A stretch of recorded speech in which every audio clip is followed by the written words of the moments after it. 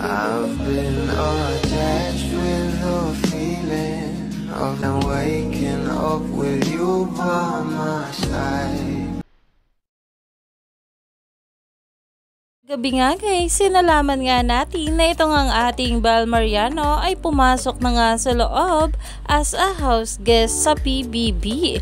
Kaya naman talagang umaani na ng maraming komento at pinag-uusapan na nga ang bawat larawan ng ating Bel.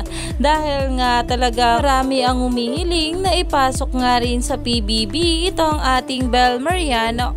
At narito na nga guys sa pag-uusapan natin dahil talaga namang itong ating Bel ay inulan nga ng papuri mula sa mga housemates. At ayon nga kay Ashley, ganda mo Ate Bel, grabe.